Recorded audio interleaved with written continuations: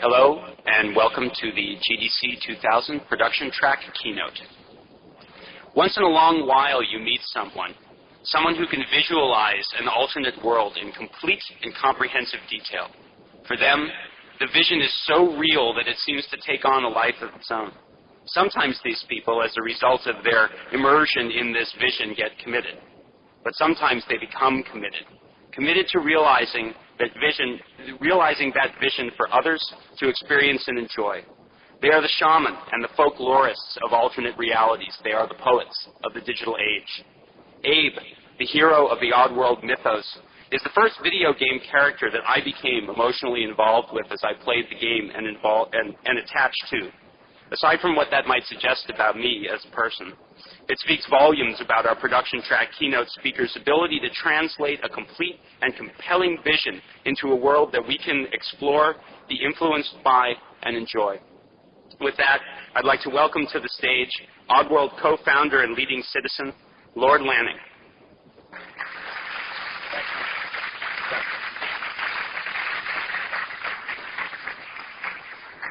Thank you, Mark. This is working. I heard Bill Gates was wearing this earlier today. So I've been backstage rubbing it. Thank you for showing up.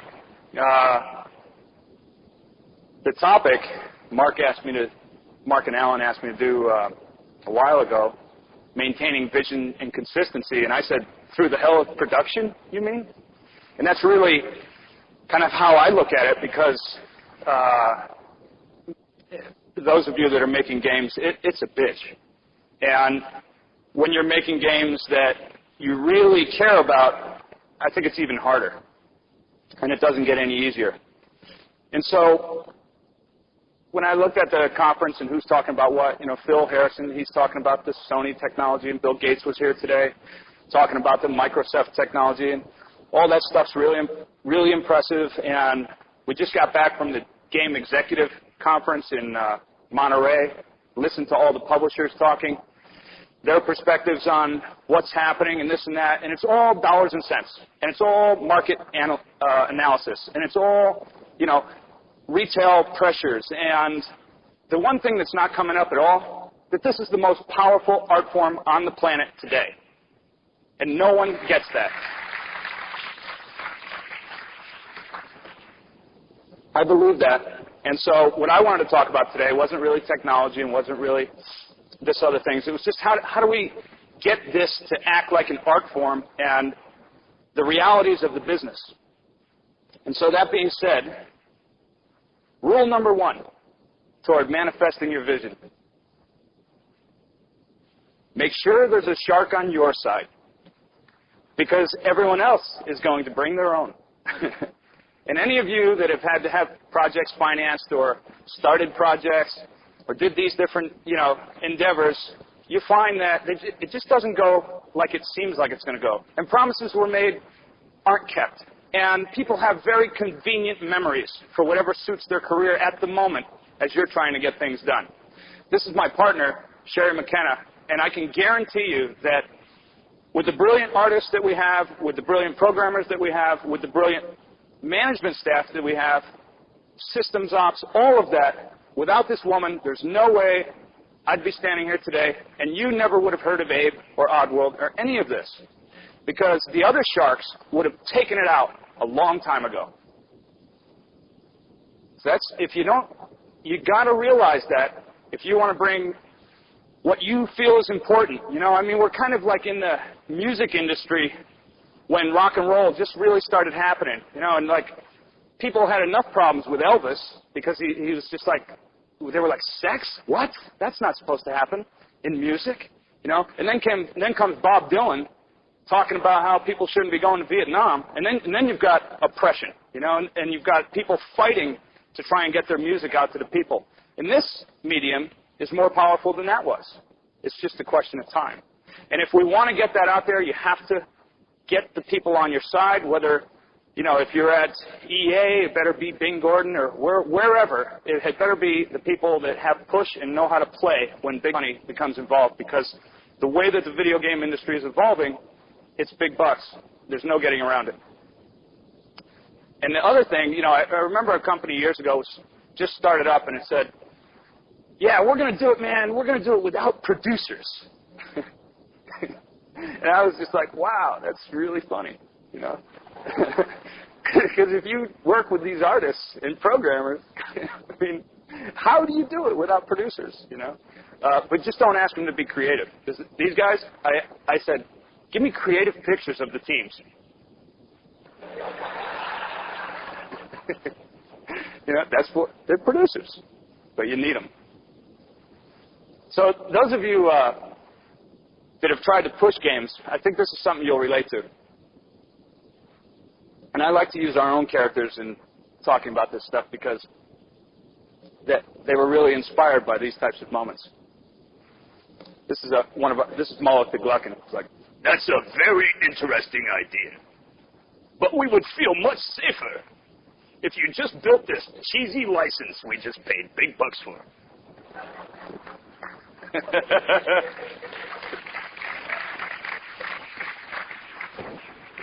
I mean, you've heard that, right? I heard that. I heard that after we signed the deal to say we were going to build Oddworld characters and we had great production designs and we had all this material. Didn't matter. We heard, well, we have this Isaac Asimov novel that consumers can identify with. You know, it's like, what? Game players don't give a shit about Isaac Asimov. I love the guy, but they don't care. Rule number 2, understand the golden rules. This is the slide I had up earlier of Sherry. She really beat this one into me when I first met her years ago working at a company called Rhythm and Hues in Los Angeles, does computer graphics. And this is the hardest lesson for artists to get a grasp of, because the fact of the matter is, no one cares about your vision. Nobody. Now, you might have other artists, and you might have a few people here and there, but the bank doesn't care. The publishers, we just came from GDC, by the way, GEC. They had a talk called Managing Creative Talent. Oh, man, you guys are in trouble. They don't have a clue. Not a clue. Very few guys. I think, well, I'll remember later who had a clue. But it'll have to come to me. But this is the rule. This is a tough one. As artists, we want to resist it. So what are the golden rules? He who has the gold rules. If they're writing a check, they rule. He who rules doesn't like risks. This is just a fact of the industry. There's no getting around this. If your vision is unique and different and costs money, it's a big risk. It's that simple. You will not find anyone in this industry to look at it any differently. And if you have any rich uncles or anything, God bless you, but they'll probably look at it the same way. Rule number 3, have your ducks in a row. This is the majority of the talk. I wanted to skip over the business aspects real quick and cut to the chase. Your ducks. The vision. What is it? The inspiration. What inspires your vision? Because that's what gives it. That's what gives it legs. That's what feeds what you're trying to do every moment of the day. When you go home and you're going to sleep. When you're trying to problem solve. The production, the team. This is one of the things, when we first started Oddworld, we saw huge opportunities in the game industry, and we had never built a game before. So Sherry and I love to joke about this, but we often go, yeah, you know, 2 people never built a game before, and we were asking for $3.5 million. You know, but the time was right. We knew it was dumb money time. You know, all of these people were talking about Hollywood and Silicon Valley and the info highway. This is late 1994. And I was just like, God, there's just going to be a lot of dumb money out there. You know, maybe we can get some. And we did, you know. And he was dumb. You know, he really was. But he made money too. The market. Why is it that your product is going to be viable. You know, I mean, there's a million ideas, but half of them will never sell. So why do the other half maybe have a chance? And which amongst those that you're thinking of, you know, how do you convince someone that it's worth them putting in their money for you to build your dream? It's like, I remember when I was just a kid, it was like I wanted to create images. So it was a pencil and a piece of paper, 12 cents. You know, and then I saw airbrushes. I was like, oh, shit, $150. Then it was like computers, bam, 80 grand. You know, and it's video games, millions. You know, no getting around it. And the reason I had the team up there, which I didn't mention, is the thing that's happening in the video game industry is that the teams are getting bigger. And you can't have scale without management. And management's the dirty word, and especially as artists, we hate to hear it. As creative people, we don't like it. But we usually find ourselves sort of in it eventually, because if we want to manifest our visions in this complex medium, it takes a lot of people. And I think the definition of politics is any time there's more than one person. You just don't escape, you know, all the petty things that start going on and how easy it is to get off course. But what also happens is that the people with the vision tend to forget that it's the team that builds everything. And this is, you know, when we look at the video game industry today, I think it's just so blatantly obvious that the people who think they're the, you know, sort of ego-central icons are actually building the games. And they forget about the people that are building the games that are working with them. And then those people go off every time they complete a game and start a new company somewhere else. Why? Well, duh. No appreciation. Egos. So inspiration. What's yours? What is it that drives your vision? It's going to keep you interested for years to come. Now, we're seeing things happening in the industry today that are kind of a blessing and a curse at the same time. And what's happening is that we hear this brand label all the time. Brand. We need a brand, you know. I'm only going to publish brands as a publisher. You know, no, we're only going to license stuff. We're not going to fund any new titles anymore, any new ideas. And it's really a shame because all these great ideas are out there that are not going to get built in these next couple of years. They're just not, because the publishers, they're not going to take the risks. So if you're bound and determined like we were, you go, well, we have to make it make sense for a longer period of time. We need to make it make business sense. We need to make it make practical sense. But more importantly, we need to look at it and we need to say, why is it that we're still going to be interested in building this world, you know, in 10 years from now?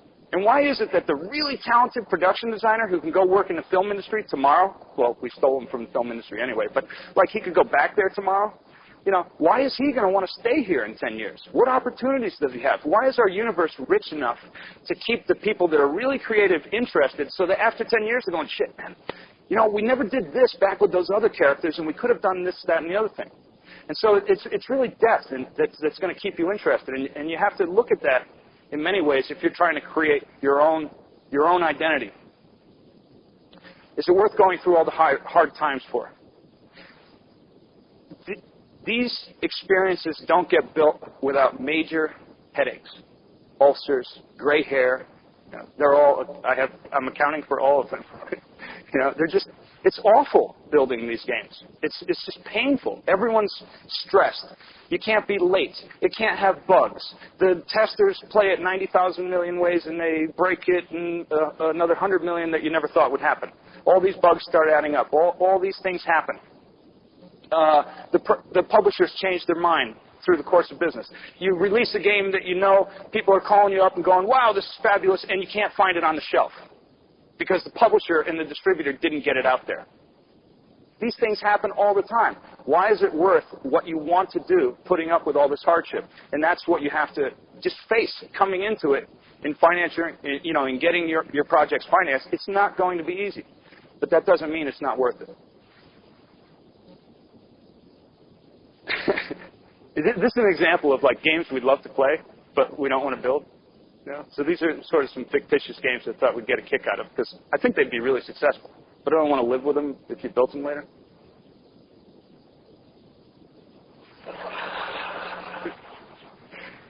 I want to play this game. You know? I just don't want to build it. You know? I think it'd be a big hit. It's even got new pimp power-ups. Just in case there's any racial side.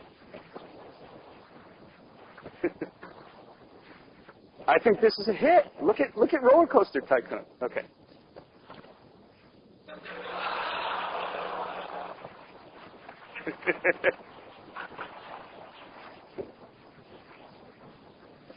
It's inspiring. It really is.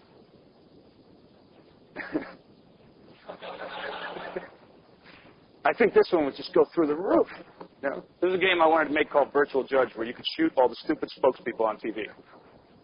No one would ever finance it. I wouldn't really want to build it, but I'd love to play it.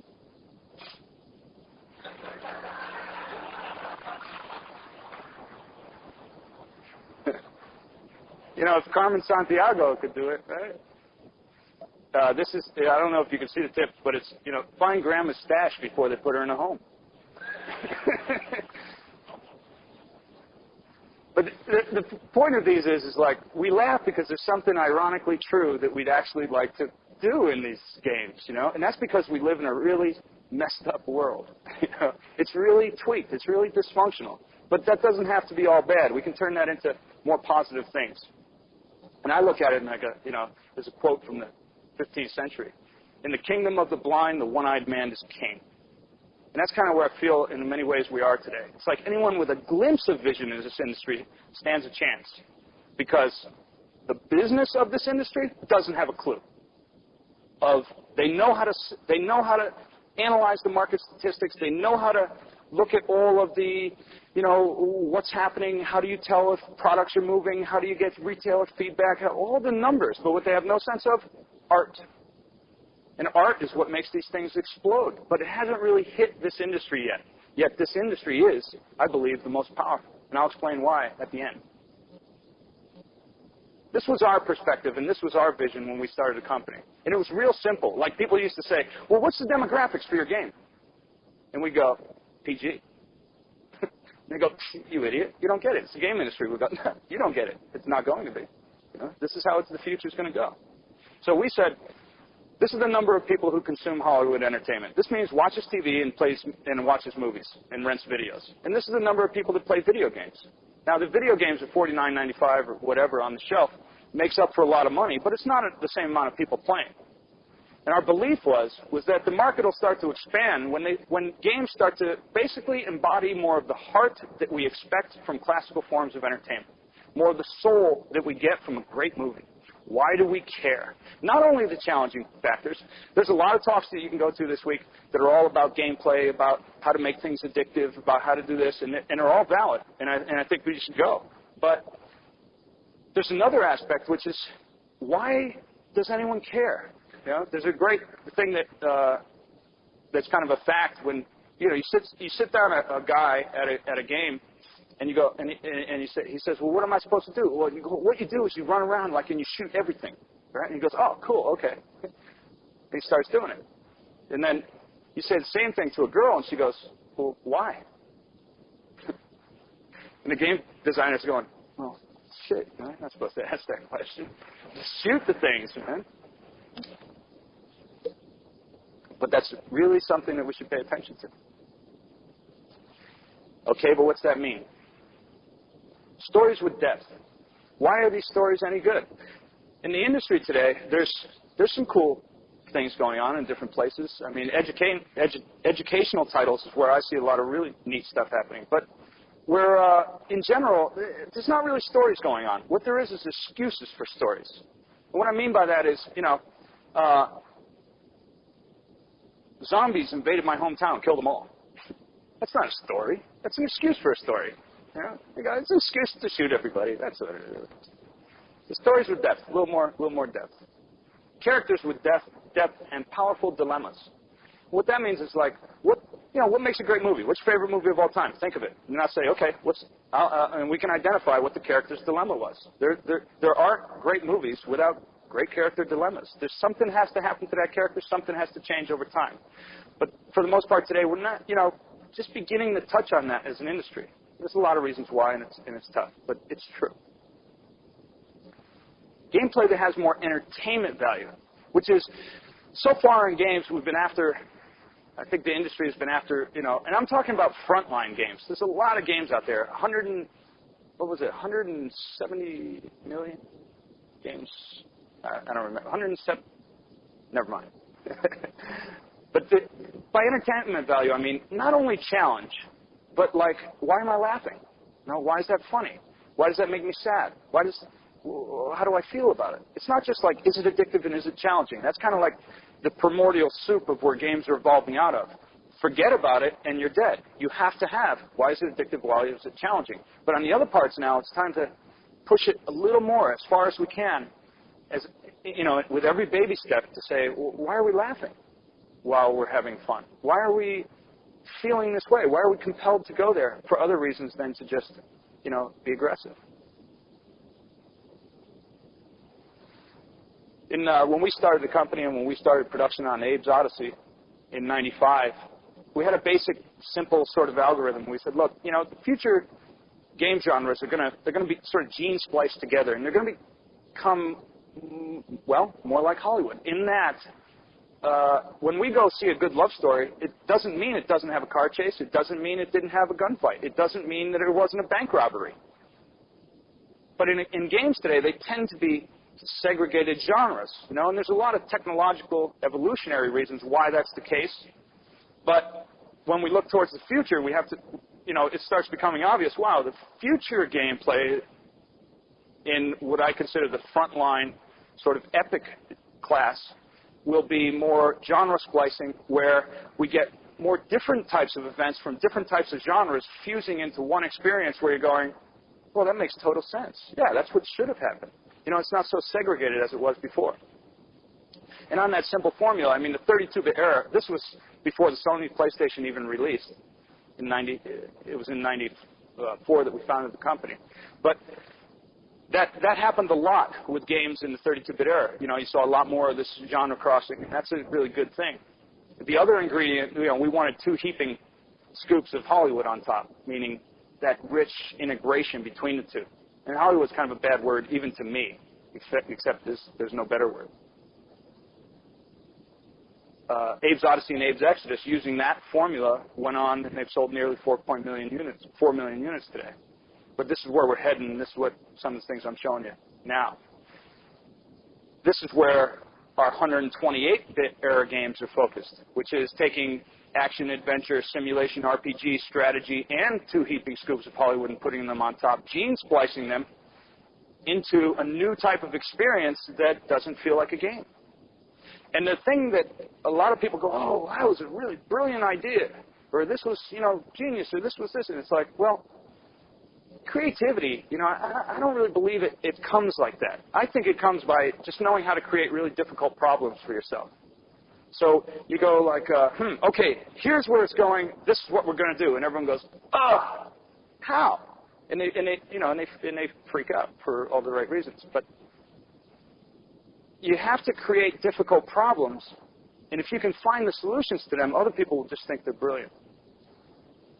This is one of the problems that we identified early on, and we wanted to try and really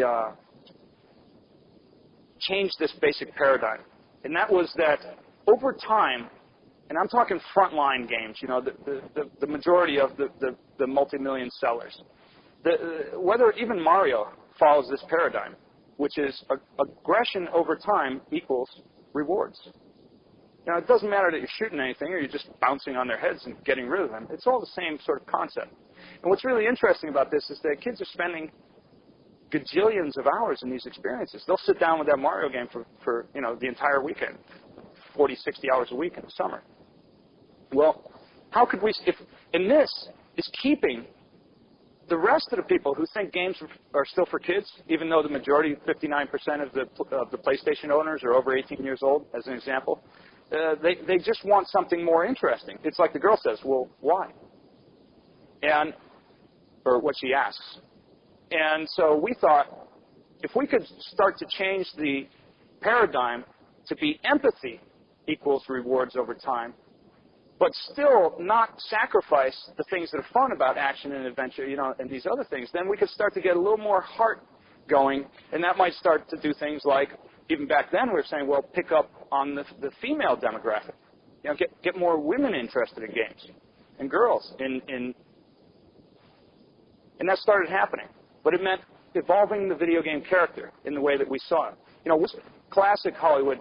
What does a classic entertainment character do, and what does a video game character do? And if you just look at it across the board, and you forget about, you know, text because characters have long dialogue, and you go, no, like real entertainment value, not gamey geek stuff. You know, real superficial entertainment value. You go, well, classic characters talk, and they listen, and they communicate, and they have relationships with other characters.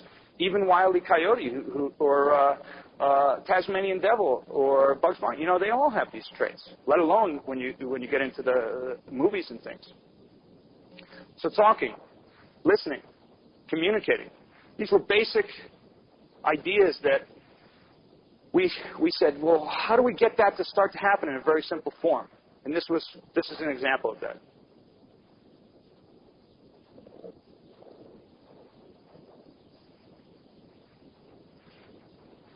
That was nothing, but some of you are laughing, you know, and that's the key. It's like, how do we make the basic interaction between characters just a little more interesting? Just have a little more entertainment value right on top. And it's really tough problems to solve with these video game machines that don't have enough memory, that don't have enough CPU power, that don't have enough RAM. And the beginnings of playable feelings. And this can be really superficial, but just to start. Something happens. Does your character know something happened? How does your character feel about it? Here's a little example.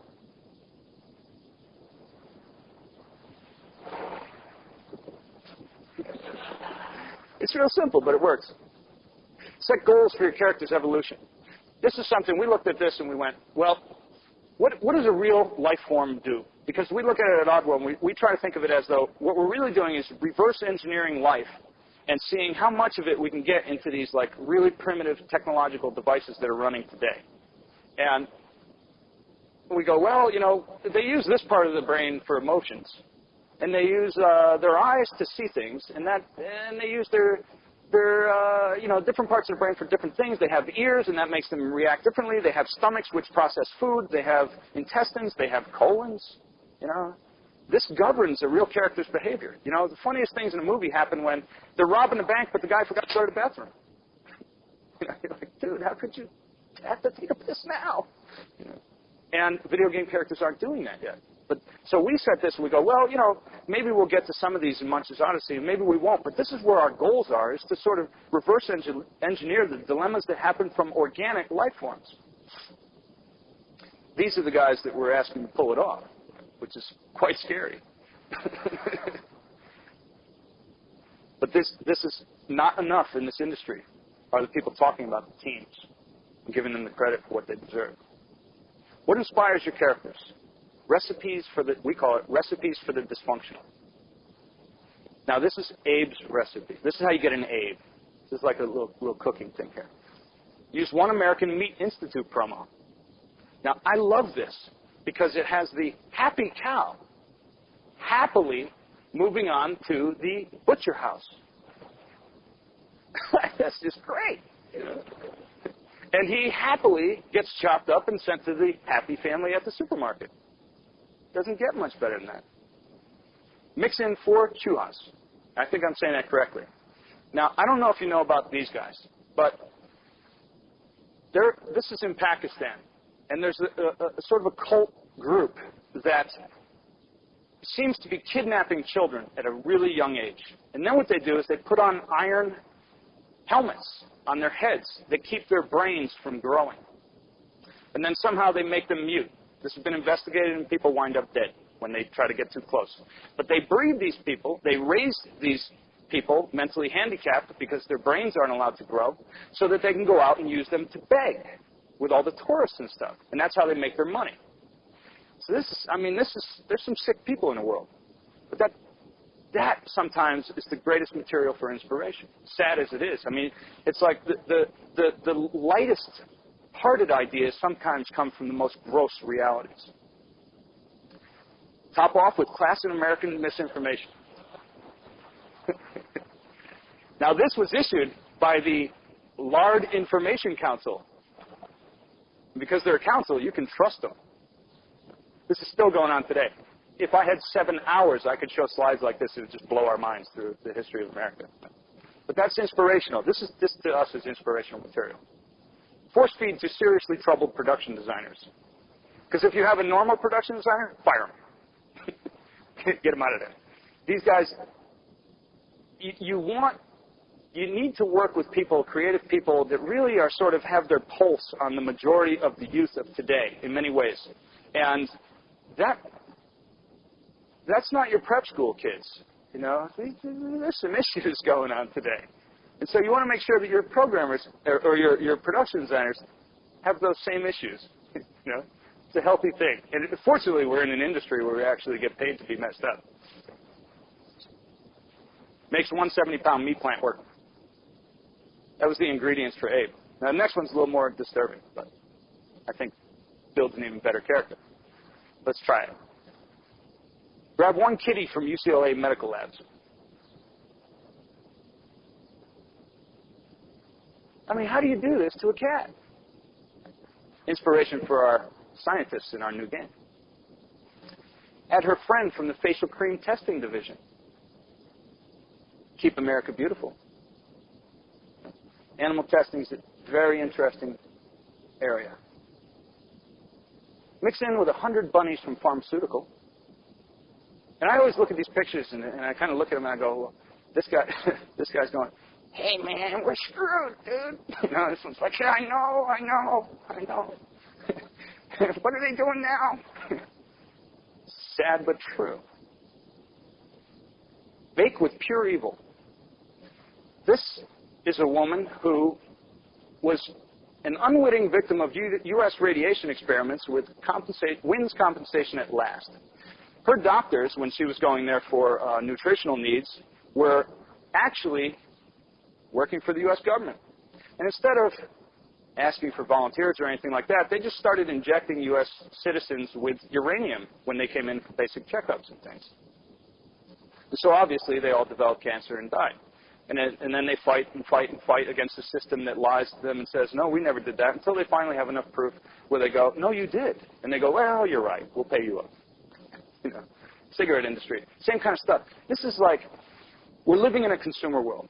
And this happens and happens and happens, and we watch the 5 or 6 o'clock news and we go, no, it doesn't happen and happen. But the 5 and 6 o'clock news usually aren't covering this type of material. Although I cut this out particularly because it was in People magazine. I was like, wow, that's amazing. Stir till hundreds of iterations. This is Farzad, our lead production designer, an amazingly talented guy. And I'm sorry to say I put Farzad through hell all the time. These are all the drawings that ultimately led towards Munch.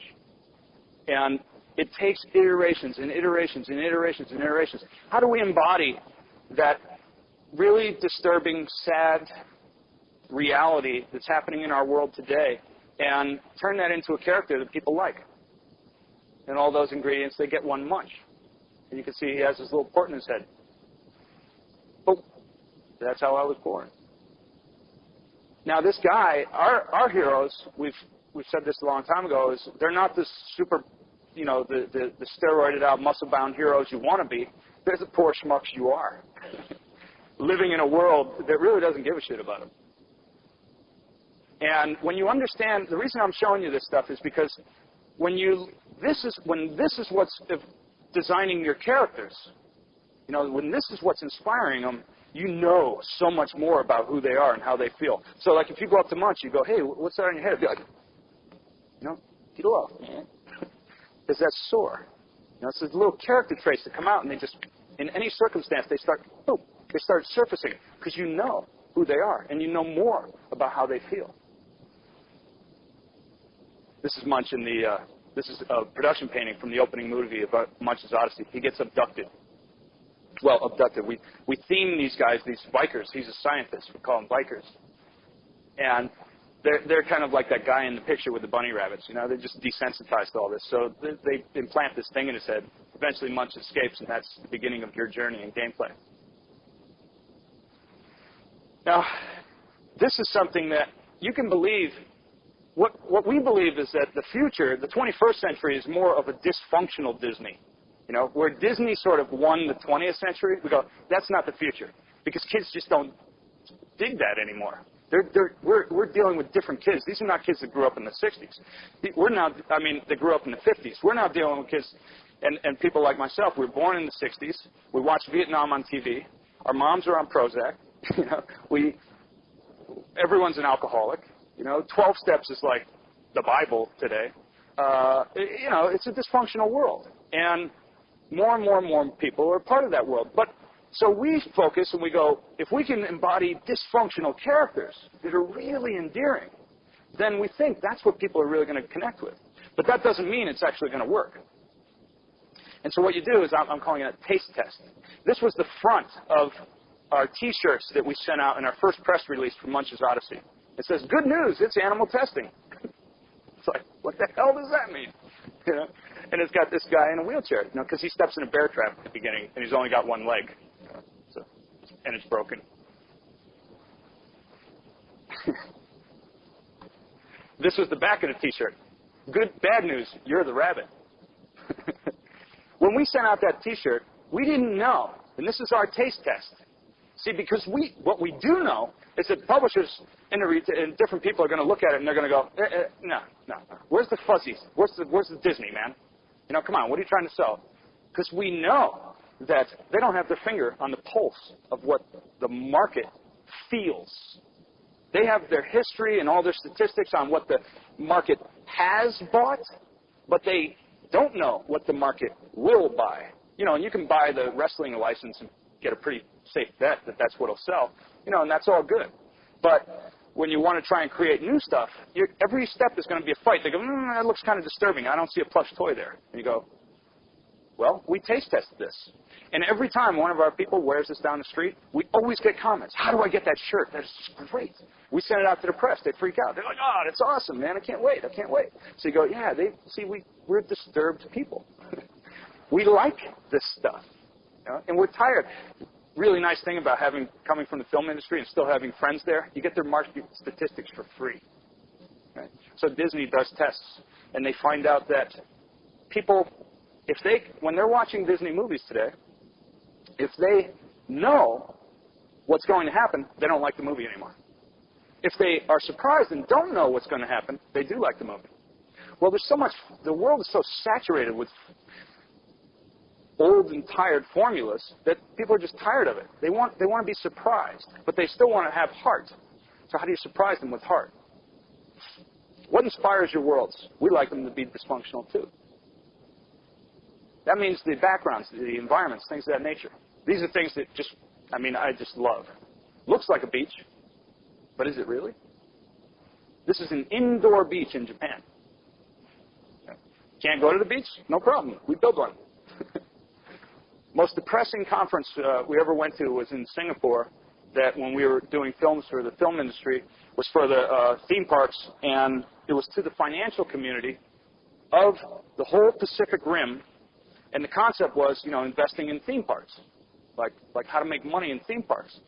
And we sat there for 3 days, and I was like totally depressed by the end, and I went, my God, do you realize that the message that was just spent over these 3 days was, the message that was sent to the whole Asian financial community was, buy rainforest because it's cheap, and build theme parks there that are environmentally themed.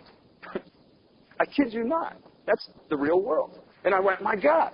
And these people are investing, retirement funds and all these things that if they lose the money, we're going to be pissed off about. So we're all sort of guilty in the way the world is going today. And none of us are outside of it unless you're, living in a tribe somewhere self-sustaining, and most of us don't.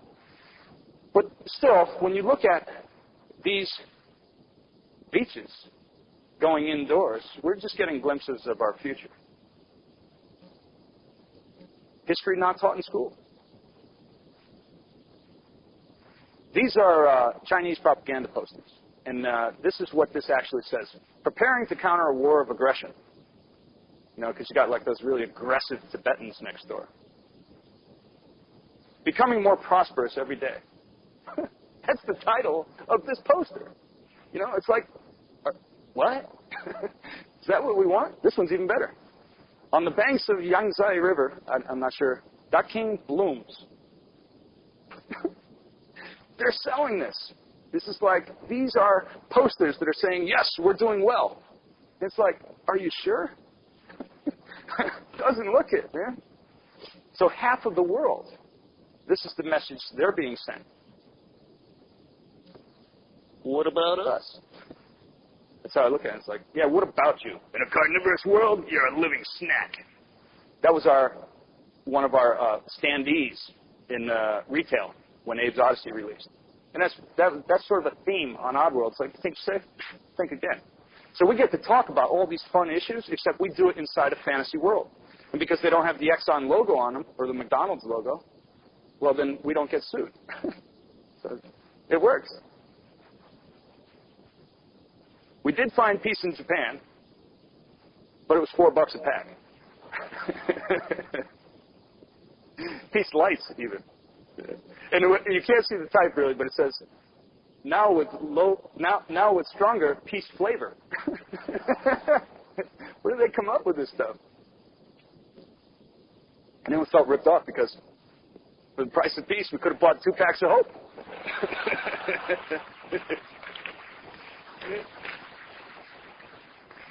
Moving right along. That's inspiring stuff. It really is. How does anyone figure out to name cigarettes hope?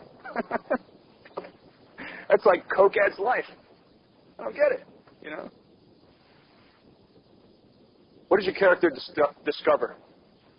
How does this change your character? These are questions you should ask yourself when you're writing your stories. Because if your character didn't discover anything that changed them, it's not a good story. Sorry. You got to, because that's what pulls us in. What results from this event that he discovered?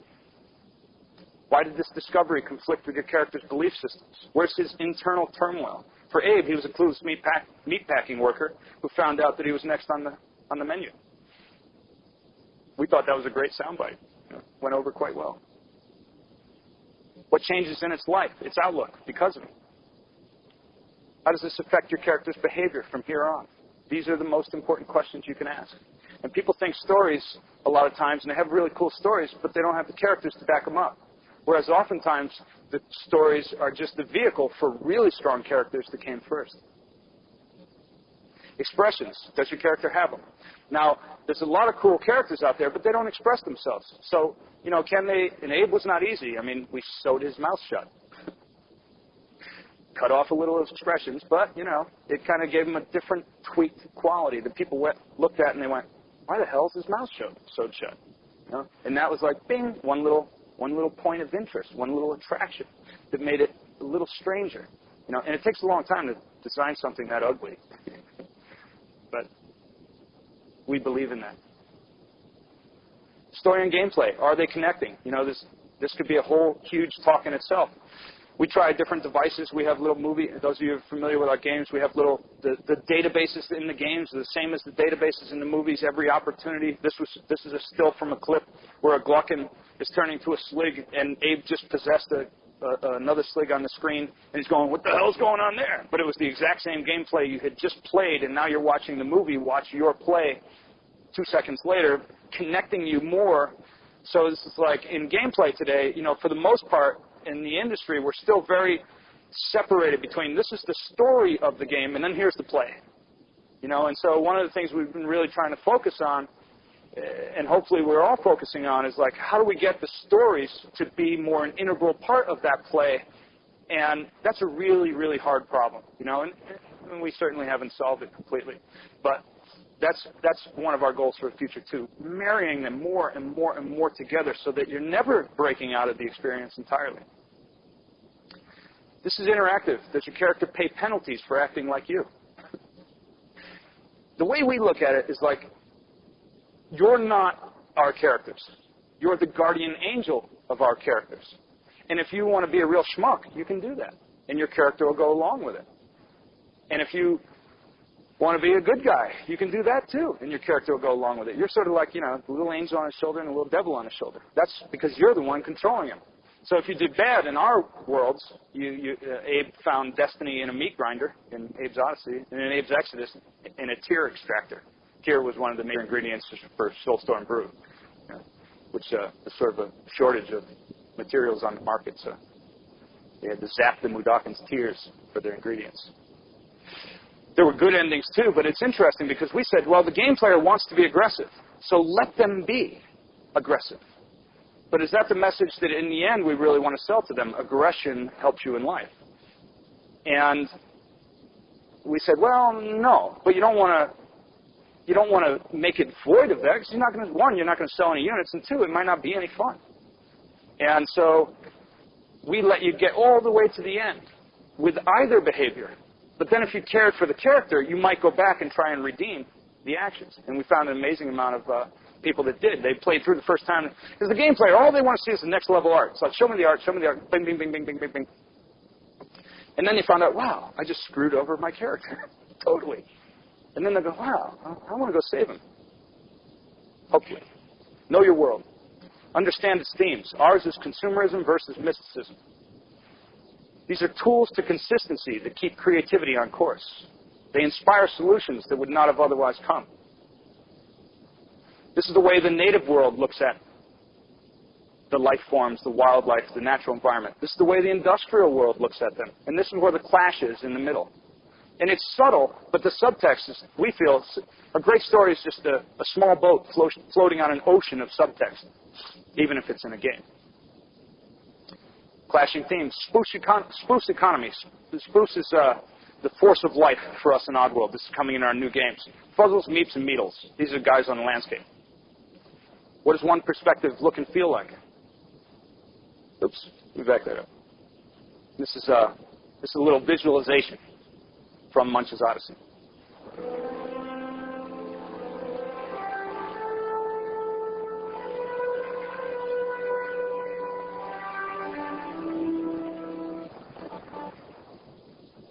So these are just playing out of QuickTime, so I can't help, but every time I show stuff, I disclaim it. So it's playing out of QuickTime, so they stutter, things like that. But that establishes, that look there establishes a way that we want the natural world to feel. And then because we visualized it, nothing you saw there is over 6,000 polygons, no more than 750K of texture maps, no animations. It's all what will be in the game. And we go, yeah, this is the way we want sort of the natural. This is a feel for the natural world. Now, this is a feel for the industrial world. Caged, fuzzles, meeps, and beetles. Because they look at all these guys as though, hey, that's moolah on a hoof, just waiting to be ground up.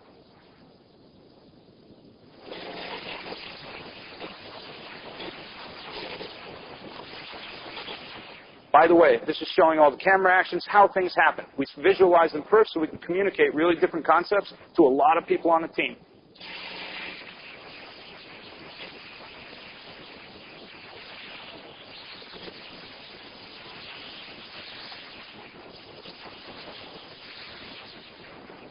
This is taking the evolution of our characters from the first games. Abe's hiding in the shadows. From doing the visualizations, we find the shadows aren't dark enough right away. We learn a lot of things before we're finally able to run on these new systems that don't have all their tools in place yet.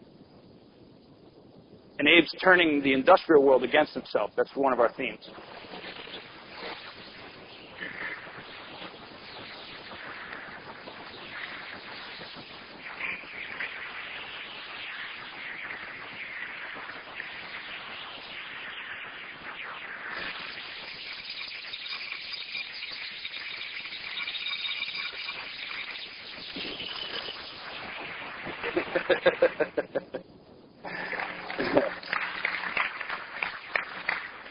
Great stuff.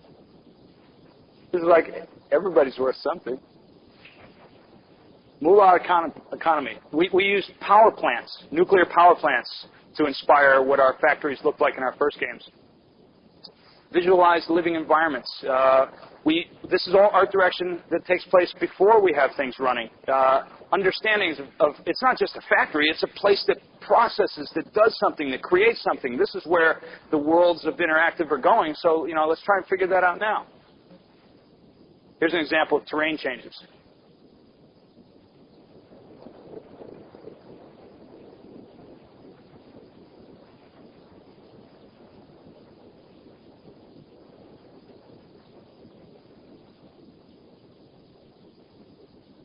What causes them?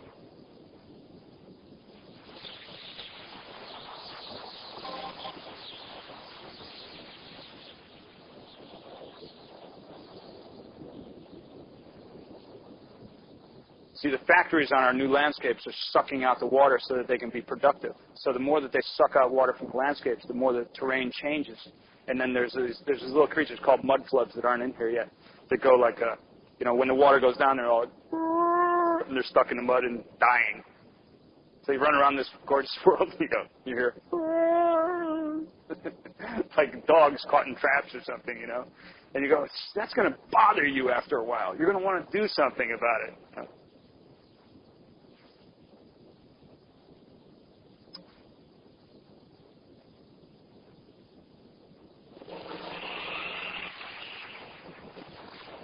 This is how does a factory have life?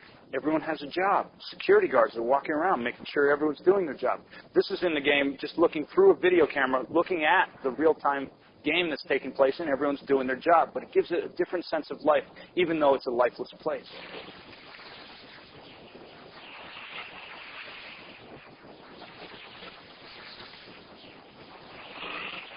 We wanted lots of characters. So when you looked at it, it felt like something was really going on there, not just 5 guys waiting for us to come by to shoot at us.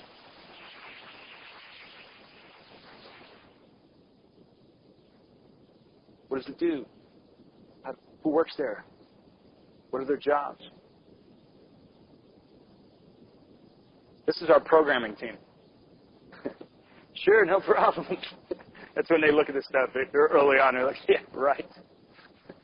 Number one answer, you won't hear from these guys. Sure, no problem. They all go, why did I come to work here? But you don't get anything done without these guys, and they're brilliant. Industrial themes. So you want to find themes that help to influence the different aspects of what you're doing so that you have tools to create, even if you don't have all the answers yet. You really need cerebral tool sets. So for like the industrial themes, these are real-time buildings that are on the landscapes, and they each serve different purposes. Flub fuels, Sloggy Hut, Guard Tower, Magog Motors. Our theme here is steel and stained glass. So we know, no matter what we're designing, if it's a building for the industrial that we haven't done before, it's steel and stained glass. It's a theme. The native theme is sticks, skins, and rocks. That's it. So it should always be the same sticks, skins, and rocks. Aside from what I'm not going into is all the techno-babble as to why you need to do that, or why you should, why you want to reuse the same texture maps without sucking up all that RAM, because none of them have enough, maybe with the exception of what we saw with the Xbox this morning. But for the most part, none of them, even the PS2, it still doesn't have the RAM you want. So you create these themes, and it gives you very, very honing ways in which you're creating stuff.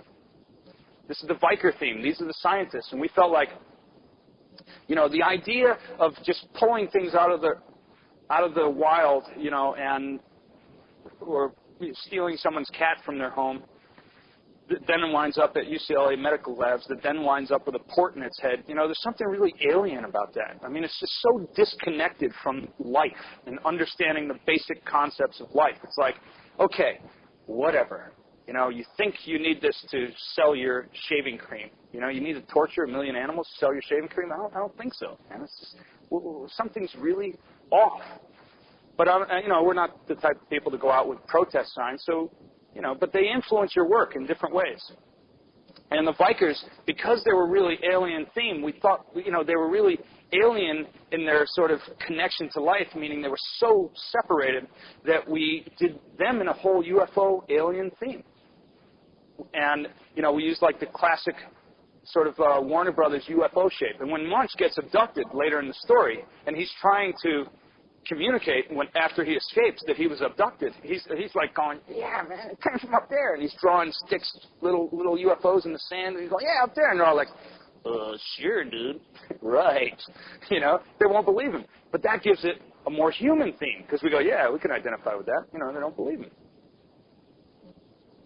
Visualize the actions. This is a rainmaker. Without characters start loading in, singing and dancing, causing lightning to rise. That's what causes it to rain, to bring the water levels back so that you have a balance between the factories that are taking from the landscape and the native forces that are trying to replenish it. Learning from visualizing. How many polygons in animation cycles? What's the lighting qualities? Are the actions funny to watch? When you want to create really different stuff that people haven't seen before, 90% of the people that you're going to try and communicate that to, even on your team, are not going to get it. They're just not. It doesn't mean they're stupid. Sometimes they're mensa. I mean, they're brilliant. But that doesn't mean they're going to get what you're trying to communicate. So the more that you can do, the more that you can visualize, the more that you stand a chance of actually manifesting what it is that you're dreaming of.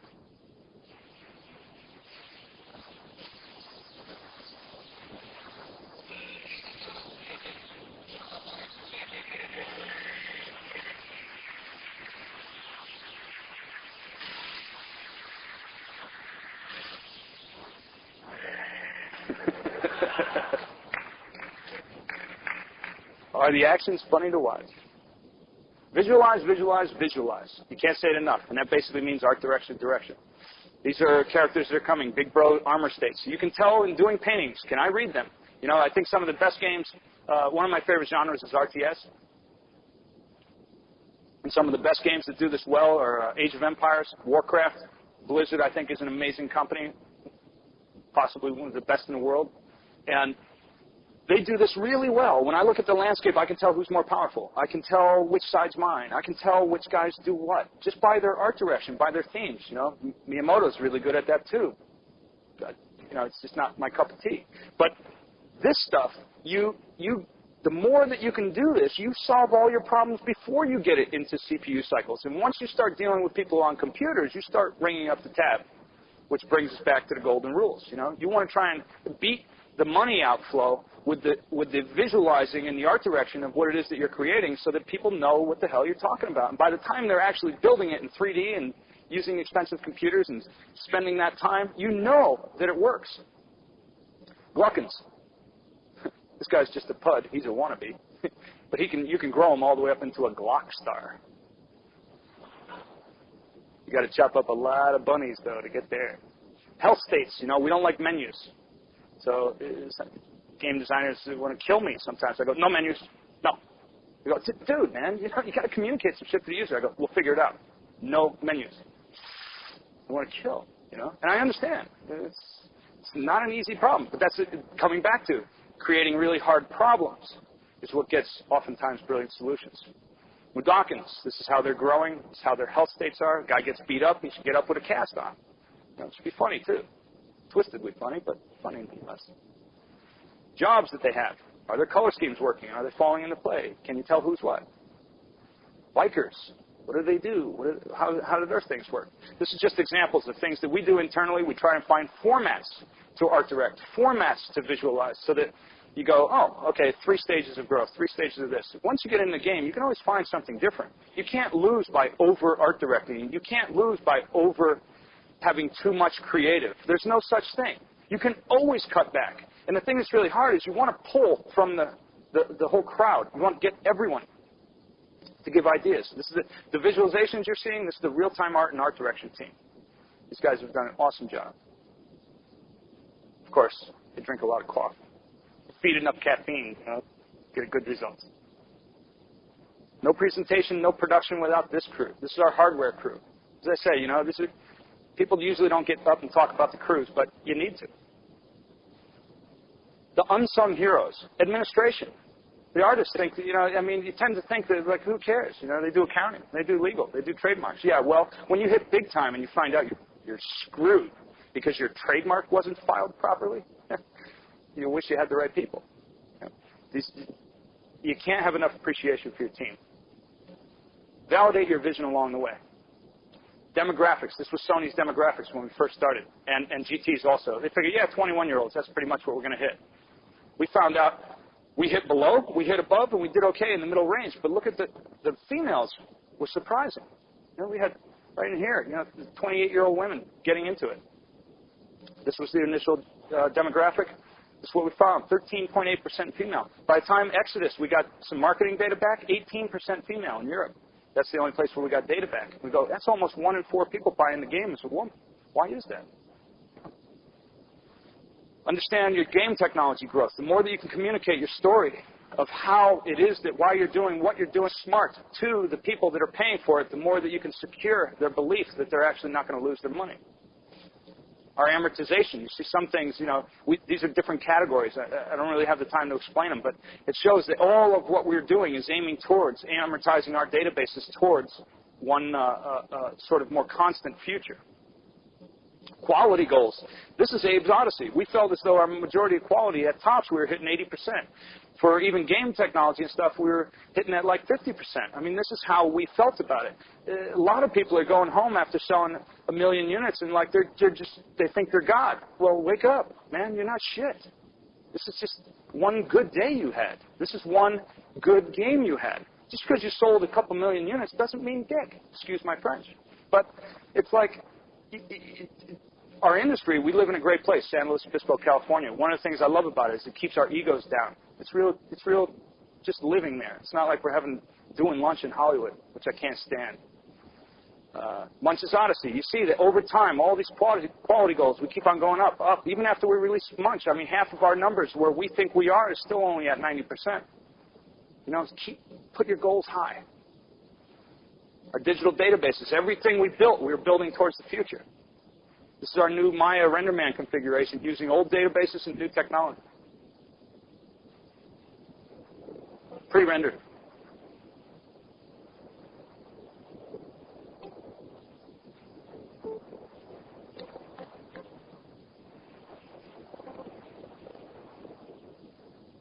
That was just testing the new software configuration that we did months ago. We started setting up. But computationally, that's a mother. That's just huge. It's the computer graphics team. These are people who make that happen.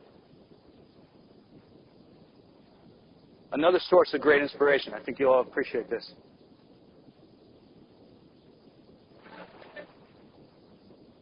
These are some of the things Senator Lieberman had to say about our industry.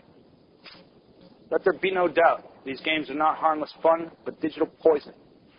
This is in his video game report card, 1998. Love this guy.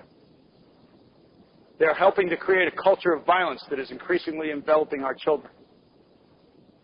Maybe there's truth in that. Desensitizing them and ultimately cheapening the value of human life. How many more brutal killings must be committed by kids before we make the connection? Senator Joseph Lieberman. What's really interesting about this is like, gee, we don't know, Joe. I don't know. When do we make the connection? But we've made some connections of our own, Joe. Like your quote to Meet the Press regarding your support of the NATO bombings killing civilians in Kosovo. I hope the air campaign, the bombings, will so devastate his economy, so ruin the lives of his people, that they will rise up and throw him out. And this is our moral representative to the United States people. Interesting studies that we just found out at the Game Executive Conference. People who think video games and violence really affect kids are mostly people who don't play video games. Interesting. Personally, we think there is an effect, but we're still in an evolutionary stage. We start to figure these things out. Anyway, for Joe, this is what I feel is a more accurate portrait of Joseph Lieberman. Really, he cares about your children. Yeah, right. This is the only game we thought Joe would approve of.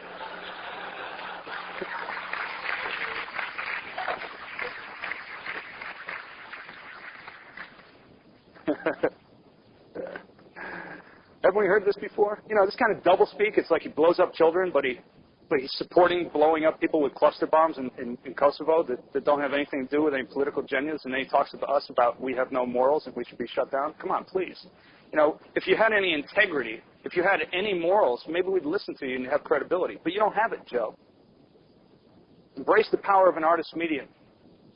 This is, George Orwell, a children's book, Animal Farm. What did that influence about the way we thought about the future? I know it had severe effects on the way I perceived politics as a kid. We're being challenged. This is a Newsweek article last week. First, PlayStation comes to America. If you read that article, it said emotion engine. I don't think so. They fall short of engaging the heart. What they're saying is we're all sort of wannabe artists. Are they right? And this is where we're being challenged. And this is where I think it's important, and maybe we put it in a different perspective that we don't hear often. I don't have time for this one. I'm going to move past it. How many eyeballs are we getting? Avis sold nearly 4 million units. Average player spends 5 hours. That's 20 million hours of eyeballs. 20 million hours of people's attention span. We live in a nation where 1 in 5 children are being prescribed Ritalin or Prozac because they've been diagnosed with ADD. But many of them will spend dozens of hours in front of your video games with absolute concentration. Why is this? Are they speaking a new language? How many hours of eyeballs are we all getting with all of our games? Average child spends 49 minutes a day playing a video game. With just 10 million children playing, of which we know there's a lot more, that's 2.9 billion hours of gameplay next year. Average teen plays a game more than he watches TV. Next year, the actual number of adolescent gameplay is most likely well over 100 billion hours. 100 billion hours of attention span, of consciousness that we're sort of creating a black hole and people's minds are going into. Several hundred billion hours of human consciousness will be dedicated to our virtual experiences next year. When I say our, I mean the industry. Think we can make a difference? Thank you very much.